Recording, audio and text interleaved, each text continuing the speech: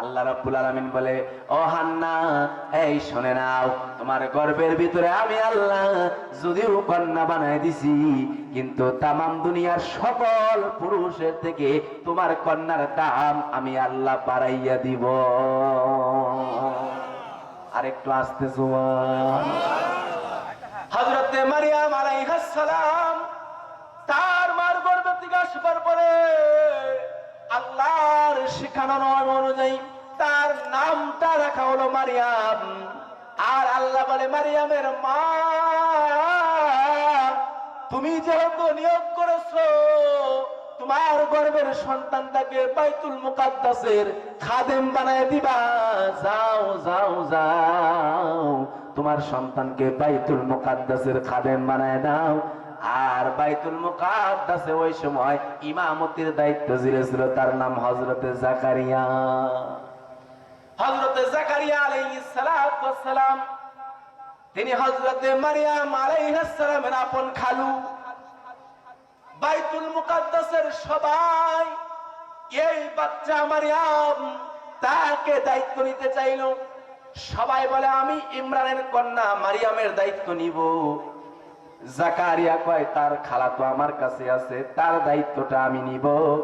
কিন্তু সবাই বলে, না, এত সুন্দরী একটা কন্যা এই বালিকা মহিলাকে এমনি এমনি কারো কাছে দেওয়া যাবে না, বরং লটারি করো, লটারি। যার নামটা লটারির ভিতরে উঠবে এই মারিয়ামের অভিভাবকের দায়িত্ব গ্রহণ করতে পারবে। সুবহানাল্লাহ। তো সেই জায়গার ভিতরে একবার যখন লটারি করলো, নাম উঠছে জাকারিয়া আলাইহিস সালাম। আল্লাহু আকবার বলেন। মানুষজন বলে, না, একবারে হবে না, আবার নাম পালান। আবার জাকারিয়া পয়গম্বরের নাম উঠছে, একবার, দুইবার, তৃতীয়বারে যখন হযরতে জাকারিয়া আলাইহিস সালাতু ওয়াস সালামের নাম যখন লটারির মধ্যে উঠছে গো, সবাই মিলিয়া এখন মারিয়াম আলাইহিস সালামকে জাকারিয়ার কাছে সুপর্দ করে বলতেছে, নিয়ে যান, আল্লাহ তাআলা আপনার কাছে এটা রেখেছে। সংক্ষিপ্ত করে বলে, মুসলমান, এত লম্বা বলা যাবে না, আমি একেবারেই সংক্ষিপ্ত করে বলতেছি। হযরতে মারিয়াম আলাইহিস সালাতু ওয়াস সালামকে তার আপন খালু দায়িত্ব নিবার পরে ঘরের ভিতরে একটা সুন্দর জায়গা বানায় দিয়েছে মসজিদের মেহরাবের পাশে। ওই জায়গার ভিতরে জাকারিয়া ছাড়া আর কেউ প্রবেশ করা নিষেধ। একবার জাকারিয়া পয়গম্বর হযরতে মারিয়ামকে ঘরের ভিতরে রাখিয়া 3 দিনের জন্য দাওয়াতের কাজে চলে গেছি।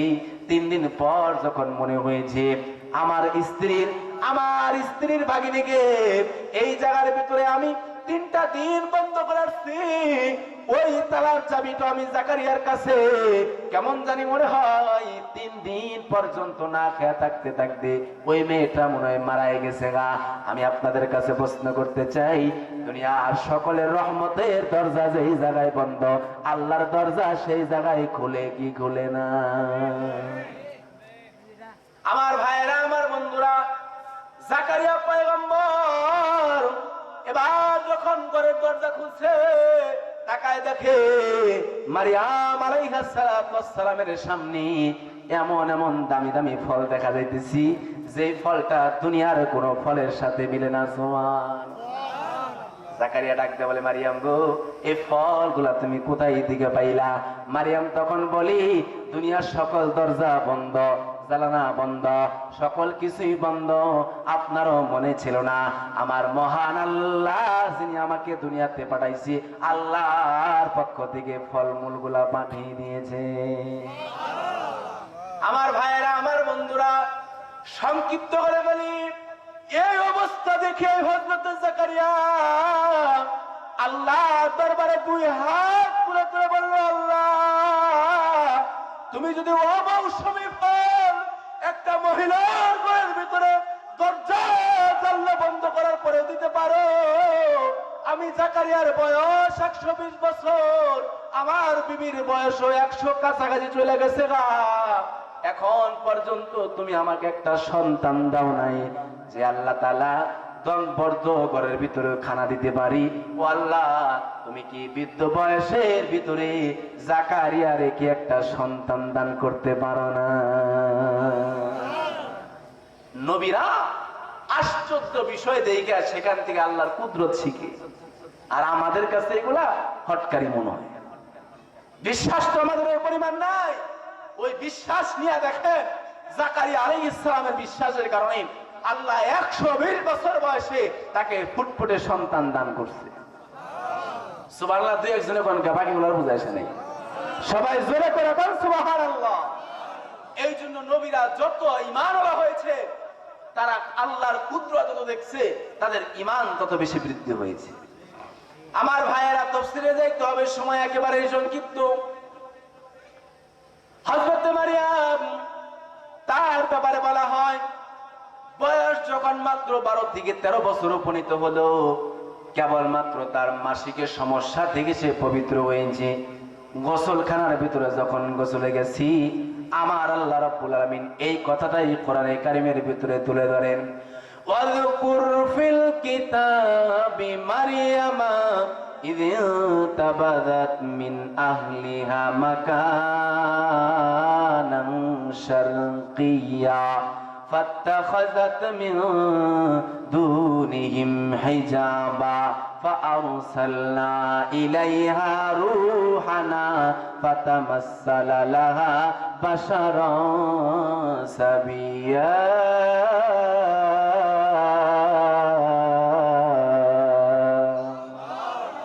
হযরত মারিয়াম কেবলমাত্র হায়াস থেকে পবিত্র হইয়া বাথরুমের ভিতরে গোসল করার জন্য গেল। চতুর্দিকে পর্দা দ্বারা আবৃত, ওয়াল দ্বারা আবৃত, দরজা জানলা সম্পূর্ণই বন্ধ। এমন সময় মারিয়াম আলাইহিস সালাতু ওয়াস সালাম তাকায় দেখি বাথরুমের ভিতরে এমন একজন সুন্দর সুদর্শন যুবক প্রবেশ করেছি, যার চেহারার কারণে পুরো বাথরুমটা আলোকিত। সুবহানাল্লাহ। হযরত মারিয়াম তিনি বাচ্চা মানুষ, বয়স মাত্র 12-13 হয়েছে। এই বয়সে তো ঘাবড়ায় যাওয়ারই কথা। হযরতে মারিয়াম সেই বাচ্চাকে দেখে বলে, ক্বালাত ইন্নী আউযু বিররহমানি মিনকা ইন কুনতা তাকিয়া। মারিয়াম এবার ডেকে ডেকে বলে, এই যুবক আমি তোমাকে চিনি না, তবে হ্যাঁ তুমি যদি মহান আল্লাহকে ভয় পাও তাহলে আমি আল্লাহর দোহাই দিয়ে আমি তোমার অনিষ্টি থেকে আল্লাহর কাছে আশ্রয় প্রার্থনা করি। সুবহানাল্লাহ। এবার ওই যুবকটা বলতেছে, ক্বালা ইন্নামা আনা রাসূলু রাব্বিক লিআহাবা লাকি গুলামান যাকিয়া। ওই যুবকটা এবার বলে, মারিয়াম ভয় পাওয়ার কোনো দরকার নাই, টেনশন করিও না, এই বাথরুমের ভিতরে আমি আসি নাই, বরং মহান আল্লাহ আমাকে পাঠিয়েছে। সুবহানাল্লাহ। আমি দুনিয়ার কোন যুবক নয়, যুবক নয়, বরং আমি আল্লাহর পক্ষ থেকে ফেরেশতা জিবরাইল। কেন এসেছি এটাও বলি, কেন আসছি এটাও বলে দেই। শোনো মারিয়াম, আল্লাহর ফর্মুলা হলো তোমার গর্ভের ভিতরে আমি একটা সন্তান দেওয়ার জন্য এসেছি। সুবহানাল্লাহ। মারিয়ামের সামনে এই কথা বলার সাথে সাথে চমকায় গেছে, ঘাবড়ায় গেছে। এবার বলেন তো দেখি, কোন একটা কুমারী মাইয়া যদি বাথরুমের ভিতরে যাবার পরে কেউ যদি বলে তোমার গর্ভের ভিতরে বাচ্চা দি মতো অজ্ঞান হয়ে এমনিতে মরবো, কয় কি রে? মারিয়াম আলাইহিস সালাম আশ্চর্য হয়ে বলল, ক্বালাত আন্না ইয়াকুনু লি গুলাম ওয়া লাম ইয়ামসাসনি বাশার। মারিয়াম এবার ডেকে ডেকে বলে, এই আমার ভাই, কেমন করে আমার গর্ভের ভিতরে বাচ্চা হবে গো? দুনিয়ার কোনো মানুষ আমাকে স্পর্শ করে নাই, ওয়ালাম আকু বাগিয়া, আমার বিবাহ হয় নাই, আমি জিনাও করি নাই, কেমনে আমার বাচ্চা হবে? এবার ওই লোকটা বলে, মহান আল্লাহর ফায়সালা হলো আল্লাহ রাব্বুল আলামিন তোমার গর্ভের ভিতরে বাচ্চা দিবেনই দিবেন। আমার ভাইরা একটু খেয়াল করে দেখেন, ফাহামারাতহু ফান্তাবাযাত বিহি। হযরত মারিয়ামের হাতার এই ফাঁকা জায়গা দিয়া জিবরাইল যখন ফুৎকার দিল, ওই বাথরুমের ভিতরে হযরতে মারিয়ামের গর্ভের ভিতরে 9 মাসের বাচ্চা চলে আসছে। সুবহান। বাথরুমে গেল, পেটের মধ্যে কোনো বাচ্চা নাই, পেটও ফোলা না। বাথরুমের ভিতরে যাওয়ার পরে এক ফুতেই আল্লাহ তাআলার ইচ্ছায় গর্ভের ভিতরে 9 মাসের বাচ্চা যিনি দিলেন, আওয়াজ দিয়ে বলতে হবে তিনি কে। মুসলমানের আওয়াজ দিয়ে বলেন তিনি কে। আমাদের যাদের সন্তান হয় না, চাবো একমাত্র কার কাছে? আওয়াজ দিয়ে বলেন কার কাছে? মাজারে গিয়ে 1000 বার চাইলেও সন্তান হবে না। সন্তান দেওয়ার মালিক একমাত্র আমার আল্লাহ। ঠিক কি ঠিক না? জোরে পান। হযরতে মারিয়াম এবার গর্ভের ভিতরে বাচ্চা আসার পরে হযরতে মারিয়ামের বাচ্চা আসা শেষ, প্রসব বেদনা ওঠা শেষ। ফাআজাআল মাখাদু ইলা জিযাইন নাখলা। এই গর্ভের বাচ্চা লইয়া হযরতে মারিয়াম জনসমক্ষে যায় নাই। কি উত্তর মানুষের সামনে দিবে গো?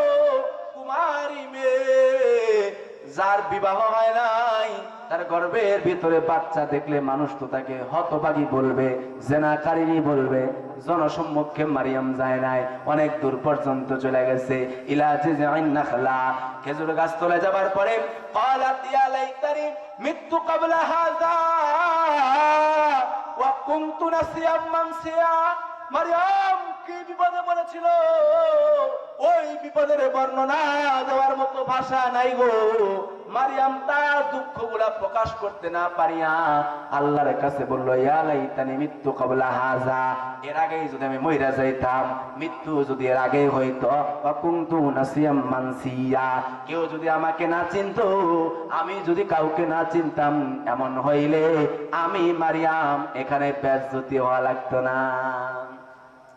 আল্লাহ রাব্বুল আলামিন মারিয়ামকে ডাকতে বলে, ফানাদাহা মিন তাহতিহা আল্লা তাহজানি। মারিয়ামকে এবার আমার আল্লাহ আরশে মুআল্লা থেকে কুদরতি ডাক দিয়ে ডাকতে বলতেছে, মারিয়াম গো, টেনশন করার কোনো দরকার নাই। আল্লাহ তাখাফি ওয়ালা তাহজানি, ভয় পাইও না, টেনশন করিও না। তুমি তোমার পায়ের দিকে তাকাও গো, তোমার পায়ের নিচ দিয়ে আমি আল্লাহ একটা জান্নাতি পানির ধারাকে চালু করছি। সুবহানাল্লাহ।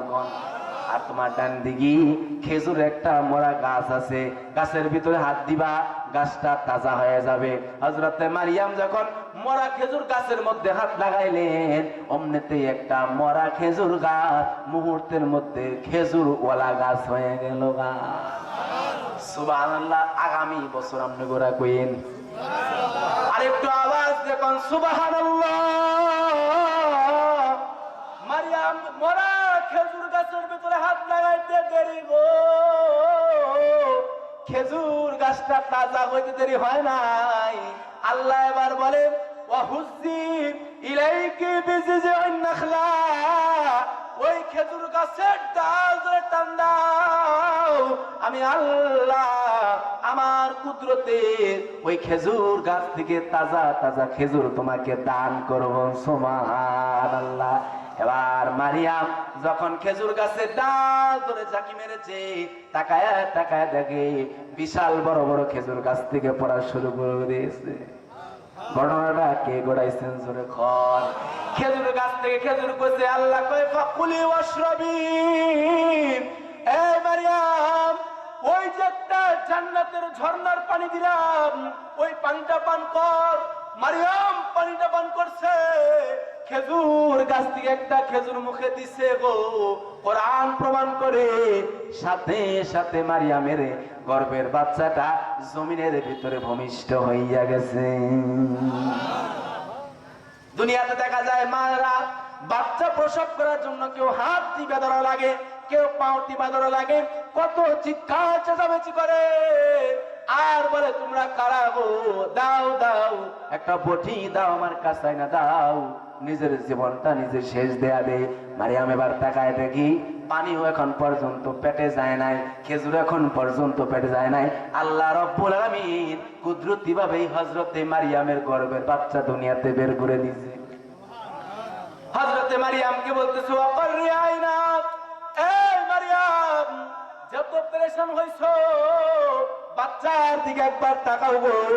হযরত মারিয়াম যখন বাচ্চার দিকে তাকাইলেন, যে পেরেশান তার কলবের ভিতরে ছিল, বাচ্চা দেখার সাথে সাথে আমার আল্লাহ মুহূর্তের ভিতরে পেরেশান দূর করে দিয়েছেন।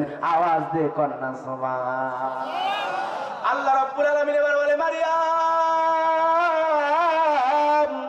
এই মারিয়াম, টেনশন করিও না। ফা ইম্মা তারাইন্না মিনাল বাশারি আহাদান ফাকুলি ইন্নী নাযারতু লিররহমানি সাওমা। হযরত মারিয়ামকে আল্লাহ বলে, যাও যাও, তোমার বাচ্চাটাকে এবার কোলের ভিতর লইয়া তোমার জনসম্মুখ লোকেদের সামনে যাবা, আর শোনো, মানুষদেরকে বুঝাইবা তুমি মারিয়াম রোজাদার, রোজা অবস্থায় কথা বলা যায় না। আমি আল্লাহ রাব্বুল আলামিন কথা দিলাম, ওই জনসম্মুখের ভিতরে আমি আল্লাহ তুমি মারিয়ামকে বেইজ্জতি করব না। আওয়াজ দিয়ে কন্যা সুবহানাল্লাহ। ও মুসলমান, আপনাদের কাছে জানতে চাই, ইজ্জত দেওয়ার মালিক কে? আরেকটু জোরে বলেন, ইজ্জত দেওয়ার মালিক কে? বেইজ্জতি দেওয়ার মালিক কে? রাজনীতির কোনো বক্তব্য নয় রে বন্ধু। যারা 15-16 বছর বাংলাদেশটাকে দাপটের সাথে শাসন করলো, যাদের এমন পাওয়ার ছিল, আওয়ামী লীগ এই শব্দের বিরুদ্ধে কথা বললে ওর খবর আছে? কথা হয় না কেন? আমি বিরুদ্ধে কইলাম কেন? একটা বিরুদ্ধে বলা যাইতো না? ছাত্রলীগ, যুবলীগ, শ্রমিক লীগ, মুরগি লীগ দ্বারা পুরো বাংলা জুড়ে গেছিল, কিন্তু আল্লাহ রাব্বুল আলামিন ক্ষমতা টিকায় নাই। একদিনের ভিতরে নয়, 45 মিনিটের মধ্যে ক্ষমতা শেষ। ঘটনাটা কে গড়াইলো? আবার আল্লাহ যদি চায়, একজন অপমানিত যারা মানুষ করেছে তাকে আবার সম্মানের জায়গায় আল্লাহ বসাইতে পারে কি পারে না? জোরেন কোন? আমার সম্মানিত ভাইয়েরা, আবার খেয়াল করে দেখেন, হযরত মারিয়াম জনসম্মুখে যাওয়ার পরে সকল লোকগুলা বলতেছে, ফাআতাত বিহি কওমাহা তাহমিলুহু ক্বালু ইয়া মারিয়াম লাকাদ জিতি শাইআন ফারিয়া। লোকগুলা ডেকে ডেকে বলল, মারিয়াম, কি একটা অকর্ম ঘটাইলা গো মারিয়াম, তোমার কোলের ভিতরে কেমন বাচ্চা নিয়ে আসলা? ইয়া উখতা হারুন, এই হারুনের বোন, তোমার মা তো কোনো খারাপ মানুষ ছিল না, তোমার বাবাও তো বাইতুল মুকাদ্দাসের ইমাম ছিল, এমন করে জেনা করিয়া যে বাচ্চা আনলা, তোমার কি দিলের ভিতরে একটু ভয় করলো না? মারিয়াম জবানে কথা কয় না, একটা কথাও বলে না, ঠোঁটটাও নাড়ায় না। মারিয়াম তার কোলের বাচ্চাটাকে জমিনের ভিতরে রাখিয়া আল্লাহর পক্ষ থেকে ওই বাচ্চার দিকে মারিয়াম তার হাতের আঙ্গুলি ইশারা দিয়ে বলতেছে, বাশারাতি। মারিয়াম ইশারা দিয়ে বুঝাইলো, এই দুনিয়াবাসী গো, তোমরা এই সন্তানের পিতা সম্পর্কে আমি মারিয়ামের কাছে জিজ্ঞাসা করার কোনো লাভ নাই, আমি বলতে পারবো না, বরং এই বাচ্চার কাছে জিগাও গো, ওই বাচ্চাটা তার নিজের বাবার পরিচয় আছে কি আছে না, তার নিজের পরিচয়টা বাচ্চা আজকে নিজেই তার পক্ষ থেকে দিয়ে দিবে। কোন এটা একটা গাঁজাখড়ি কথা মনে হলো না? প্রথমে কেবলমাত্র বাচ্চা গর্ভের থেকে বের হইল, তার দিকে ইশারা দিয়ে বলল, এটাই কথা বলবে।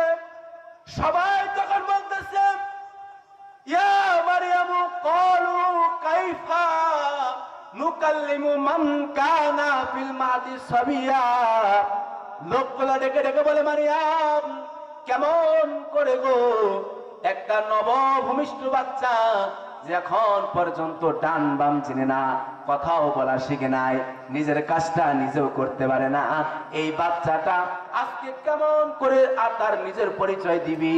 হযরতে মারিয়াম কথা বলে না, শুধুমাত্র আঙ্গুল দিয়ে ইশারা করে বলে।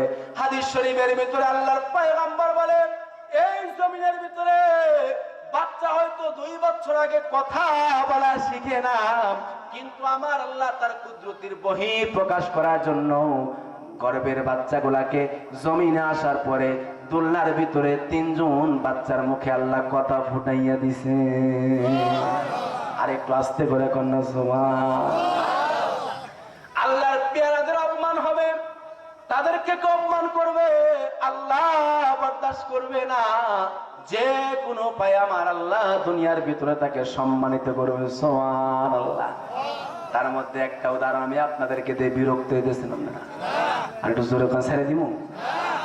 একটু খেয়াল করে শুনে আমার ভাইয়েরা, এই পৃথিবীর ভিতরে আরেকজন পয়গম্বর বিপদে পড়ছে, যার নাম হযরত ইউসুফ পয়গম্বর। আপনারা জানেন নবীরা তার গুনাহ থেকে একবারে নির্দোষ, কথা হয় না। নবীরা গুনাহ করে না, গুনাহ জানেও না, গুনাহ চিনেও না, নবীদের কোনো গুনাহ নাই। হযরত ইউসুফ পয়গম্বরকে আপনারা জানেন তার সুন্দর চেহারার কারণে জুলাইখা ফুসলাইয়া 7 দরজা বন্ধ করে ঘরের ভিতরে আটকাইছে কি আটকাইছে না, কথা কোন আটকাইছে কি আটকাইছে না। দাসী একটা রেডি করে রাখছে আর বলছেন ইউসুফ যখন এক একটা করে দরজা ঢুকবে এমন তালা দিয়া দিবাম যে তালা এত সহজে ভাঙ্গা যাবে না, খোলাও যাবে না। একটা নয়, দুইটা নয়, তিনটা নয়, 7টা তালা আবদ্ধ করিয়া অন্ধের মহলে ইউসুফ পয়গম্বরের সামনে জুলাইখা তার কাপড়টা খুলে দিছে। নাউজুবিল্লাহ, জোরে করে কোন। হযরত ইউসুফ পয়গম্বর ডেকে ডেকে বলে ইন্নী আখাফুল্লাহ, এই যুবক, রাত্রিতে ঘরের ভিতরে কম্বলের নিচে খেচার নিচে মোবাইলের ভিতরে যখন খারাপ ছবিগুলা দেখো, আল্লাহর ভয় কি তোমার একটু হয় না? দুনিয়ারে কেউ দেখলো না, কিন্তু একজন দেখে, তিনি কে? আর একটু আওয়াজ দেয়া বলা লাগবে, তিনি কে? আমার ভাইয়েরা, আমার বন্ধুরা, হযরত ইউসুফ পয়গম্বর জুলাইখারে বলে যে জুলাইখা,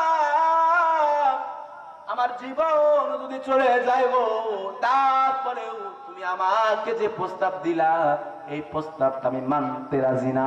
তারপরেও জুলাইখা তার উপরে আক্রমণ করার চেষ্টা করলো।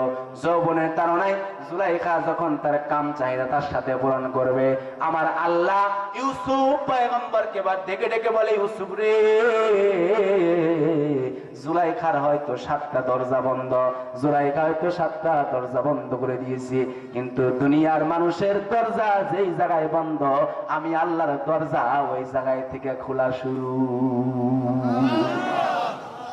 এই কথাটা শোনার সঙ্গে সঙ্গে ইউসুফ পয়গম্বর এমন একটা দৌড় দিয়েছে, আল্লাহর কোরআন বলে ইউসুফ পয়গম্বর দৌড় দিতে দেরি হয়েছে, এক একটা দরজা টাস টাস করে খুলতে দেরি হয় নাই।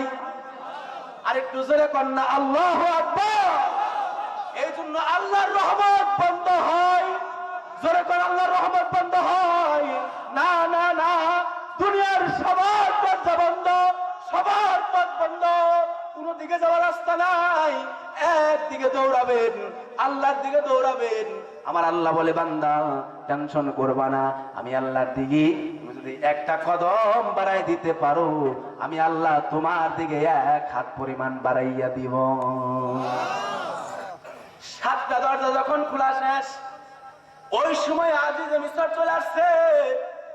এবার আজিজে মিসর যখন আসবে ওই সময় জুলাইখা ইউসুফ পয়গম্বরের কামিজের পেছনে অংশটা যখন টেনে ধরেছে, কামিজটাও সাথে সাথে ছিঁড়ে গেছে।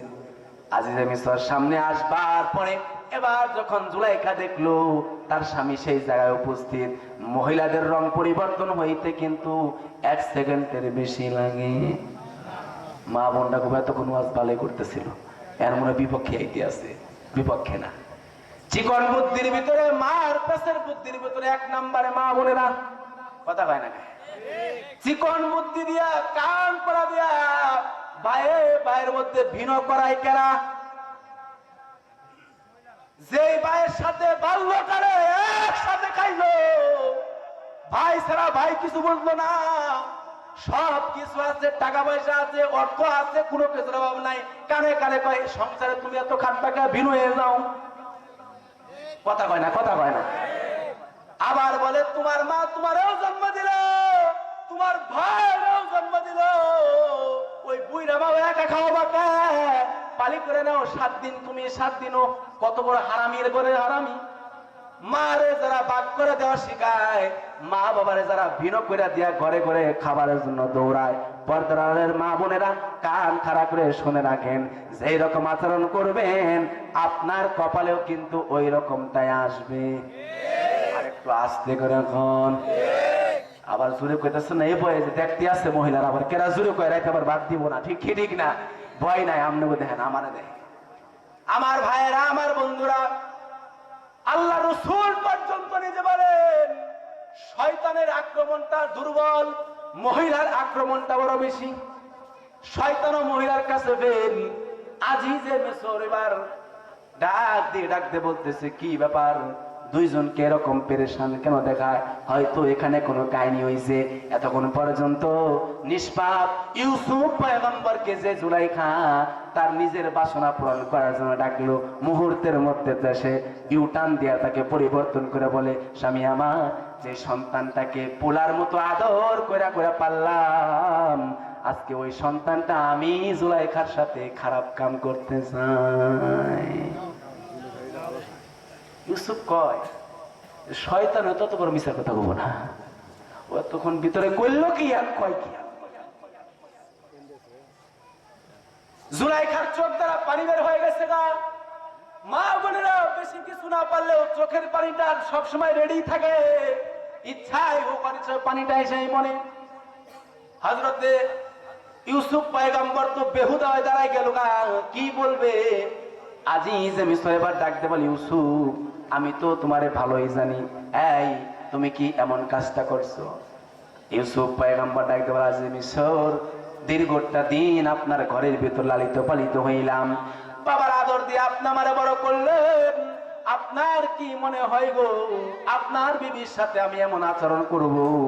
আজিজে মিসর কয়, আমার তো এটা বিশ্বাস হয় না, তবে হ্যাঁ, দুনিয়ার আদালতের ভিতরে কোনদিন বিশ্বাস দেওয়া বিচার করা যায় না। বিশ্বাস দেওয়ার জন্য, প্রমাণ করার জন্য দলিল আর সাক্ষীর দরকার হয় কি হয় না? জোরে কয়। জুলাইখা তো আগে থেকে সাক্ষী রেডি করে রাখছে তার দাসীকে। দাসী এবার আজিজে মিসরের সামনে যা বলে, ও মিশরের গভর্নর গো, আমি নিজে আমার দুইটা চোখ তারা দেখেছি ইউসুফ রে জুলাইখার অন্দর মহলে দাখিল হইতে। বিচার করেন, তাড়াতাড়ি বিচার করেন। এবার আজিজে মিসর কয়, এক পক্ষের সাক্ষী দিয়ে তো বিচার করা যাবে না। ইউসুফ গো, তোমার কাছে কি কোনো প্রমাণ আছে নাকি? হযরত ইউসুফ আলাইহিস সালাম বলে, দুনিয়ার কোনো প্রমাণ আমার কাছে নাই, প্রমাণ একজন আছেন, আল্লাহ, যে আল্লাহ আমাকে দুনিয়ার ভিতর নবুয়তের দায়িত্ব দিয়েছেন, ওই আল্লাহ ছাড়া দুনিয়ার ভিতর আমার আর কোনো প্রমাণ নাই। কয়, ওই আল্লাহ দিয়া তো এই বিচারটা করা যাবে না। মুহূর্তের ভিতরে হযরতে ইউসুফ পয়গম্বর কি আমার আল্লাহ রাব্বুল আলামিন জেহেনের ভিতরে একটা শব্দ ঢুকাই দেয়া বলল, ইউসুফ রে, কেন তুমি তোমার সাক্ষীর কথা বললা না? তাড়াতাড়ি বলে দাও জুলাইখার ঘরের সামনে যে বাচ্চাটা দোলনার ভিতরে খেলতেছিল, ওই বাচ্চাটাই তুমি ইউসুফের পক্ষে আজকে সবার সামনে সাক্ষ্য প্রদর্শন করবে। আস্তে করে কোন আরেকটু আস্তে।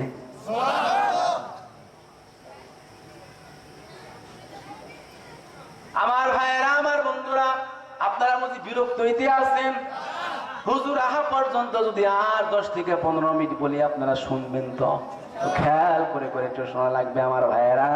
এবার ইউসুফ পয়গম্বর তখন আজিজে মিসরকে ডাকতে বলে, হ্যাঁ, আমার একজন সাক্ষী আছে। কোন সাক্ষী? কোন সাক্ষী? কয়, জুলাইখার ঘরের সামনে যে বাচ্চাটা আছে, ওই বাচ্চাটা আমি ইউসুফের পক্ষে আজকে সাক্ষী দিবে। আজিজে মিসর তখন বলে, ইউসুফ, আমি তো তোমাকে খুব মেধাবী মনে করেছিলাম, খুব বুদ্ধিমান মনে করেছিলাম, কিন্তু তুমি যে এত বড় বেক্কলের বেক্কল, এটা আমি আগে জানতাম না। ভাই কেমনে? কয়েকটা দুলনার বাচ্চা তোমার পক্ষে সাক্ষী কেমনে করে দিবে? বাচ্চা, ওই বাচ্চাটাকে আমার কাছে নিয়ে আসার দায়িত্ব আপনার। বাকি যা করাবে, যা কিছু হবে, করবেন যিনি, তিনি কে? মুসলমানের আওয়াজে বলেন, তিনি কে? আল্লাহ করবে। এবার বাচ্চাটাকে নিয়ে আসছে। আসার পরে আজিজে মিসর বাচ্চার দিকে হাত ইশারা করে বলে, বাচ্চা, তুমি যা দেখেছো, যা তোমার সামনে হয়েছে, এক অক্ষরও বাড়াইবা না, এক অক্ষরও কমাইবা না,